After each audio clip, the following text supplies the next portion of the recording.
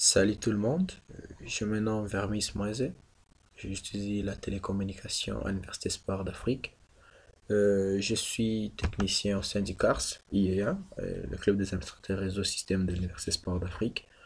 Aujourd'hui, je vais partager avec vous un thème ou un projet qui touche sur le thème des systèmes de vidéosurveillance ou de télésurveillance. En plus, on va toucher sur l'utilisation des fibres optiques et simulation de quelques protocoles de routage. Et sans plus tarder, on va utiliser les simulateurs Cisco Packet Tracer version 7.0 que je lance. Je vais déjà lancer ça. Et comme vous le voyez ici, je vais déjà présenter une topologie. J'ai déjà rangé mes ordinateurs, mes commutateurs, les serveurs, les routeurs. Et c'est que j'avais déjà prévu ça pour ne pas rendre la vidéo si longue. Et ici, qu'est-ce qui va se passer? On va passer à l'interconnexion ou au câblage des ordinateurs. Là, je vais faire comment?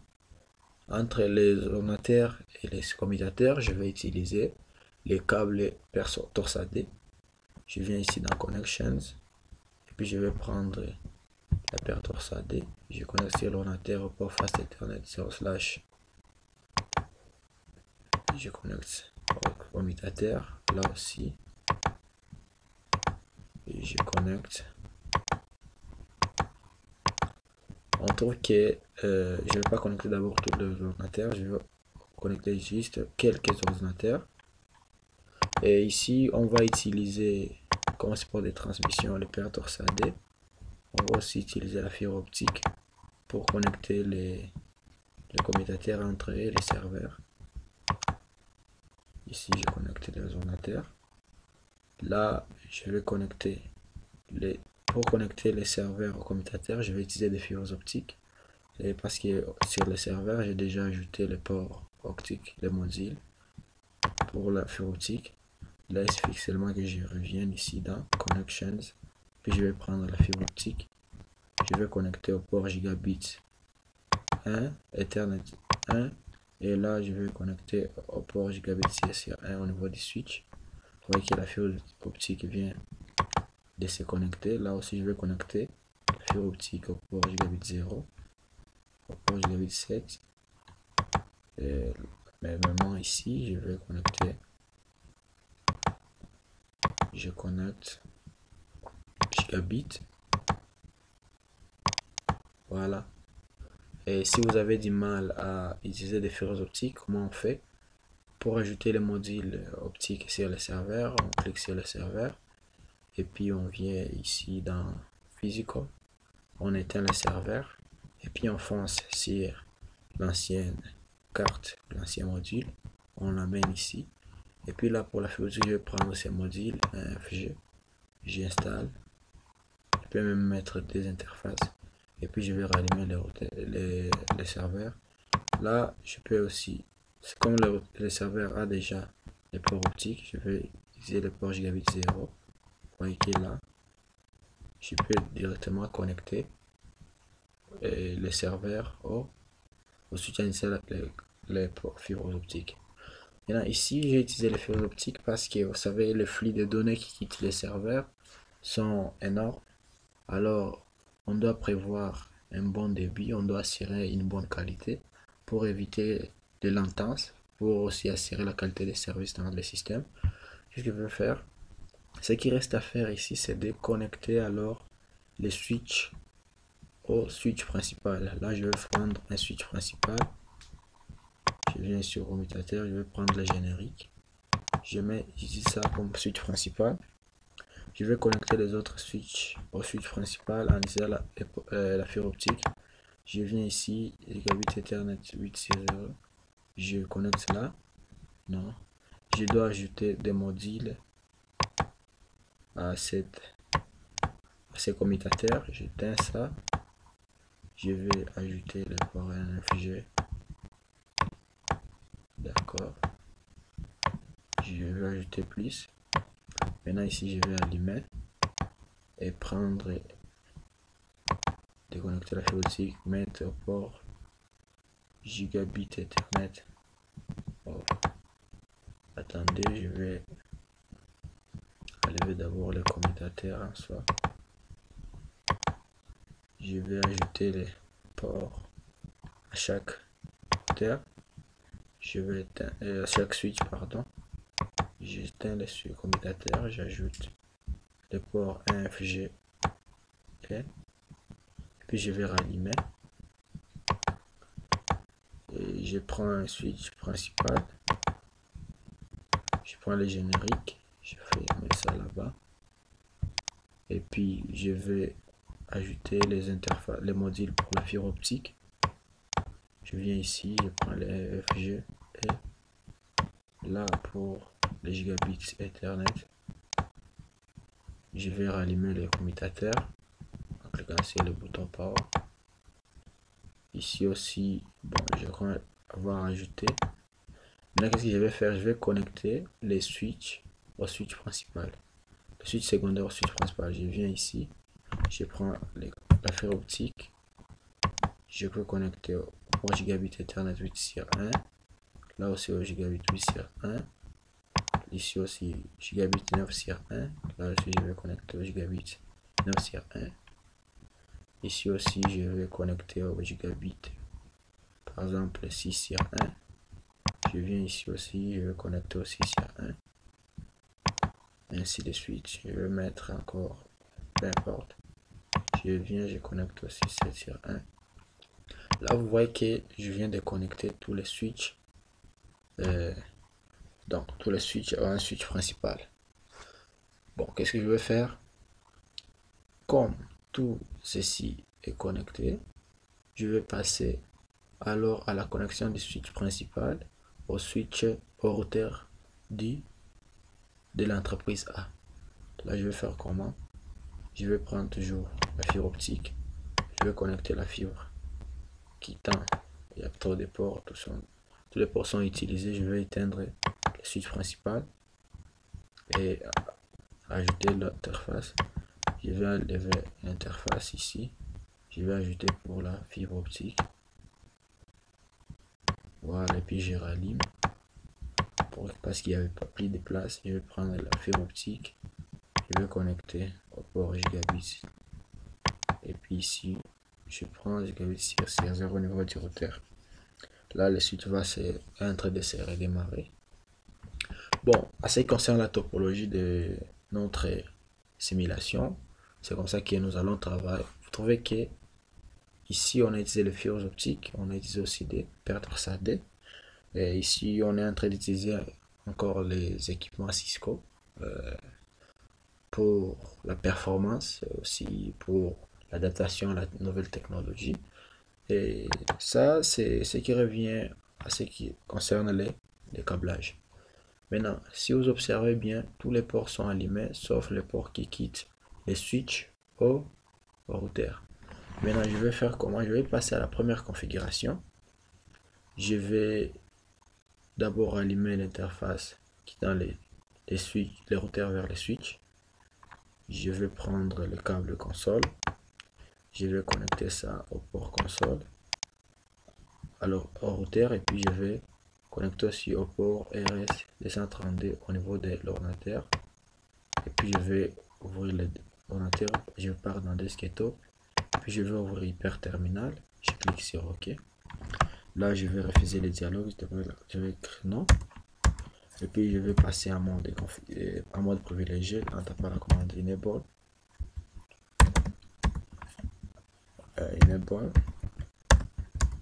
Et puis je vais passer dans le mode de configuration globale.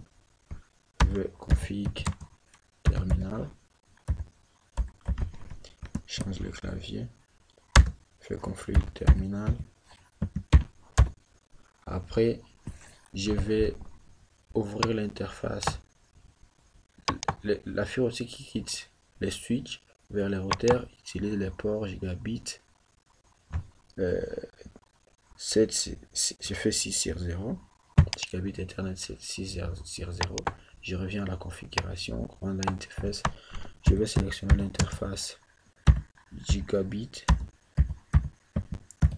gigabits Ethernet. Je fais 6 sur 0. Je vais allumer l'interface en tapant la commande non shutdown. Et puis l'interface vient de s'allumer, on m'a dit que change start to app.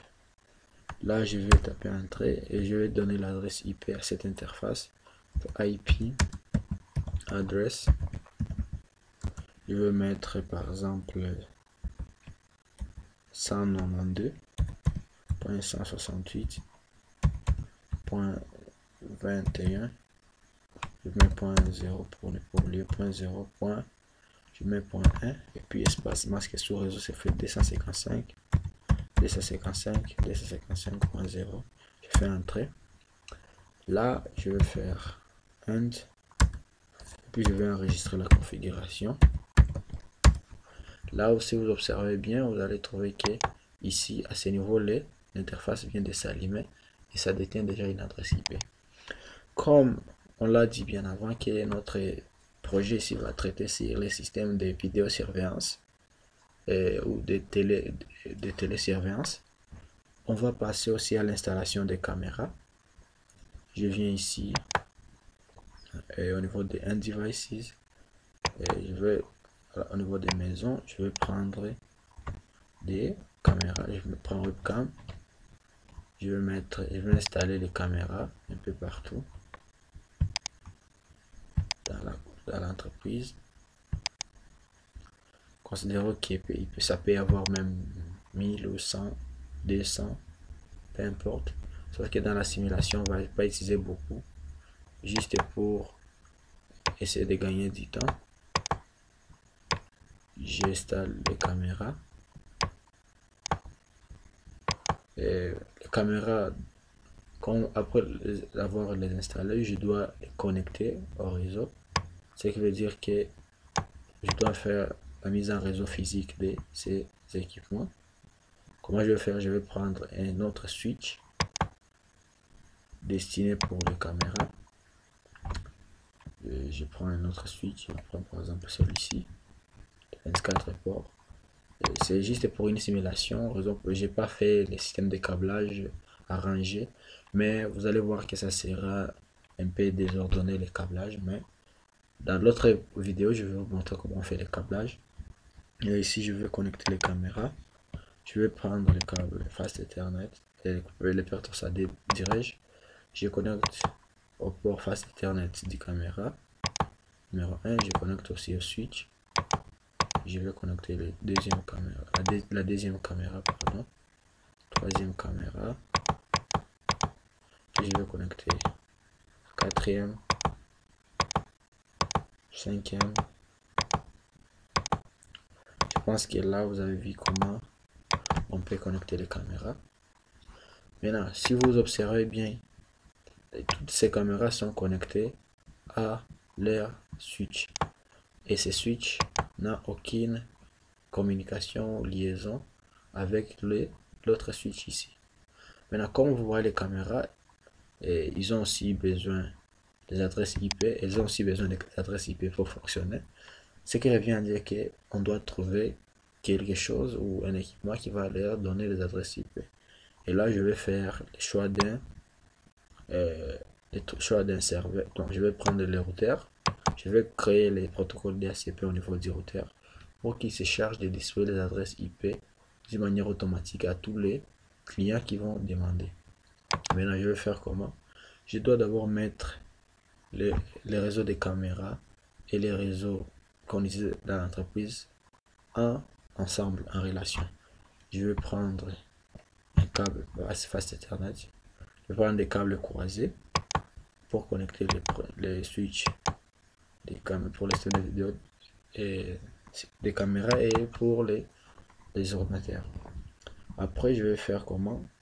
Comme le switch est en relation, le switch pour les caméras est en relation avec les switch. Donc, je vais labeler ça. Pour réseau de sécurité, je fais caméra. L'autre ici, je vais faire ordinateur. ordinateur. Voilà. Ici, on trouve que ça, c'est le switch pour les caméras. Ça, c'est pour les ordinateurs. J'ai déjà mis en relation. Ce qui revient, ce qui reste à faire, c'est configurer les protocoles DHCP au sein du routeur pour que ça puisse donner aux autres adresses IP. Comment je vais faire?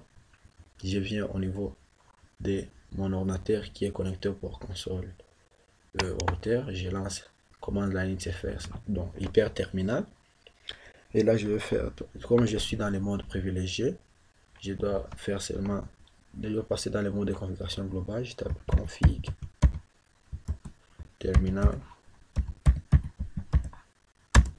Et puis là, je vais créer un serveur DHCP. Je tape la commande IP DHCP pool. Je vais appeler ça cars. Je vais appeler ça cars SS. Système de surveillance. Ce sera le nom de ces pools. Je vais taper la commande network pour spécifier les réseaux. Network. Je vais faire c'est 192.168.0.0. Puis espace, je fais masquer sur réseau de 255.0. Je fais entrée. Et puis je fais default router. Default-router. Je vais mettre l'adresse que j'ai donnée à l'interface. Ce sera l'adresse de la passerelle. C'est l'adresse aussi. Cette adresse va ressembler ou doit correspondre à l'adresse que vous avez donnée à votre interface routeur. Et aussi, vous voyez bien que ici, j'avais donné à ce routeur l'adresse au port à son interface 192.0.1. Ce qui revient à dire que ici, c'est l'adresse que je dois mettre 192.168.0.1. Taper entrée. Bon, le DNS server, je n'ai pas encore. Bon, toutefois, je peux laisser. Ou si je vais mettre. Je laisse ça d'abord pour ne pas embrouiller. Je vais enregistrer la configuration. Je vais taper write pour enregistrer. Et ici, si je reviens à chaque ordinateur, je vais activer les protocoles DHCP. Je pars dans desktop, IP configuration et je vais activer les DHCP. Vous allez trouver que chaque ordinateur aura une adresse IP. Je vais juste prendre l'exemple des 3 ordinateurs pour ne pas éterniser. J'active DHCP. Voilà. Cette vidéo va se faire en plusieurs parties et pour essayer d'économiser ou de ne pas rendre la vidéo trop volumineuse. J'active le DHCP ici. Voilà. Vous voyez que là, 3 ordinateurs ont déjà des adresses IP connectées aux switches différents. Maintenant, qu'est-ce que je vais faire? Je vais aussi activer les DHCP au niveau de toutes les caméras. Je viens sur cette caméra, je pars dans config, et puis ici, face Ethernet à son interface réseau, je vais activer les DHCP. Vous allez trouver que les caméras aussi auront des adresses IP. Voilà, ça c'était la première caméra. Je viens ici, config, je fais face Ethernet, j'active DHCP. Voilà, vous voyez que ça va, et ainsi de suite. J'active le DHCP. Chaque caméra aura une adresse IP. J'active. C'est bon. Vous voyez que toutes ces caméras trouvent des adresses IP. Voilà. Je viens ici. Ce sera la dernière. D'accord. Vous voyez que ça aussi, ça détient une adresse IP. Maintenant, ce qui reste à faire, c'est quoi?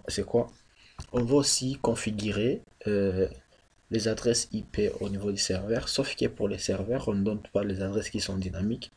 Quand il s'agit du serveur, on doit donner des adresses qui sont statiques. Et je vais faire comment? Je vais configurer la carte réseau de chaque serveur, mais d'abord je vais me limiter à des serveurs de tous les côtés. Je viens ici, par dans desktop, IP configuration, je vais donner une adresse IP statique 192.168.0. par exemple 25. Je vais gateway c'est 192 168.0.1. Et là, c'était les premiers serveurs, la première carte. Et je vais configurer le deuxième. Ça sera le 9.26. Le masque sous réseau c'est automatique. Le gateway c'est .1. Voilà. Je viens ici aussi. Desktop. Je vais mettre .27. .27. Masque sous réseau c'est automatique. Gateway c'est .1. Je ferme. Je viens à l'autre bout ici, desktop, IP configuration, faire 28, masque sur réseau c'est automatique, puis passerelle c'est .1. Voilà. Là, je viens de configurer au moins des serveurs. Et la première partie de cette vidéo va consister à faire comment. On a vu comment on fait les câblages, comment on change les interfaces, comment on peut mettre les modules à fibre optique sur ces équipements, comment connecter ça. On a vu aussi comment créer les serveurs DHCP, mais aussi comment activer les DHCP au niveau des ordinateurs et des caméras pour qu'ils puissent trouver des adresses IP. Maintenant, on a compris aussi que pour ce qui concerne les serveurs, on ne donne pas aux serveurs les adresses IP qui sont dynamiques. Les serveurs doivent avoir des adresses IP qui sont statiques pour assurer une configuration ou une localisation exacte des serveurs. Il ne faut pas que les serveurs changent des adresses IP. Ça permet aussi d'exercer la configuration sans pour autant faire des gymnastiques. Normalement, ces caméras aussi devraient avoir des adresses IP qui sont statiques, mais sauf que dans ces projets, j'ai utilisé des adresses qui sont dynamiques, mais des caméras aussi, c'est bien qu'elles détiennent des adresses IP statiques. Bon, en fait, c'est ce qui a consisté la première partie. Et je vous invite à la deuxième partie de cette vidéo. Je vais devoir stopper celle-ci à ce niveau et pour ne pas rendre que la vidéo soit beaucoup plus longue. Mais je vous invite ou je vous attends à la suite dans la seconde vidéo. Merci.